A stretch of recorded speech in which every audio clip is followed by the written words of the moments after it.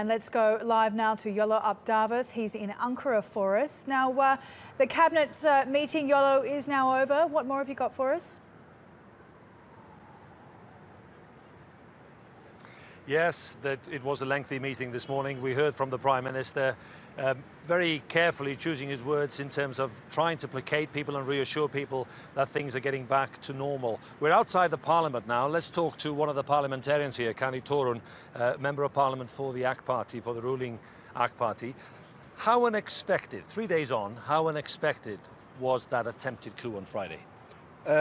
Both expected and unexpected. In one way that it is expected because this is something they invested more than 30 years. I was expecting something from them as a last-ditch attempt to get the power back because the long investment. On the other side, it was a bit surprised because we used to some military coups and then it was normal starts actually that morning time, just before dawn.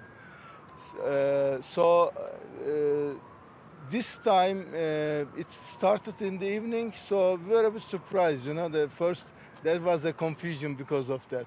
But there's been a long time since an attempted coup by the military. Yes, and yes. By they, to be clear, who are you referring to?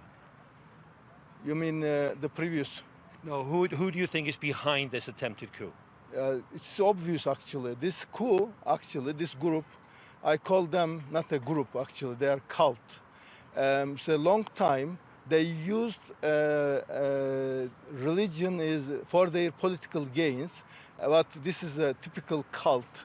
And then So you're talking about the followers of Fethullah Gulen? Yes, of course. So this group, this cult, they invested and then bring their people, their followers. They are brainwashed, and then they do whatever they were ordered. It's like, you know, ISIS. There is no big difference. So are we past, in Turkey now, are we past the worst of this? Or in Ankara today, there have been 2 shootings. There's a bomb scare in the Parliament building behind us. The police are running around telling us we're not safe just a few minutes ago.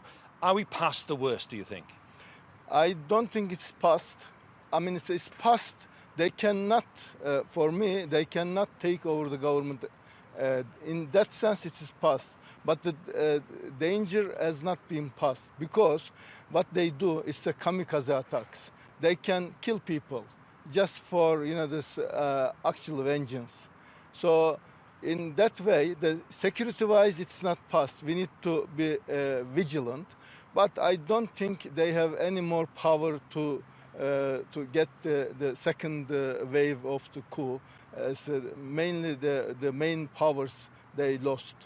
A retired general spoke this morning about potentially we may see more attacks. So Turkey could be facing 3 levels of attack inside Turkey, from PKK, from Daesh, and now possibly from disaffected factions in the army. Doesn't that make the situation even worse for ordinary people in Turkey? Actually, you know, one thing I would like to say, that Turkish people, when these kind of attacks comes, the people come together. As you see, the last 3 days, people all on the streets, and then they support the actual democratically elected government. So in this way, I think the ordinary people, maybe security-wise, there's some, you know, this some criminals made some acts, you know, like bombing or other things. But with the peoples, we can get over all these things because all these 3 groups, they have no support on the ground. Kani Torun, thank you very much indeed for joining us outside the Parliament building. And there was a slight bomb scare earlier, but for the parliamentarians inside, from what I understand, everything seemed to be fine. Back to you. All right, Yolo, thanks very much for that. Yolo Abdavath for us in Ankara.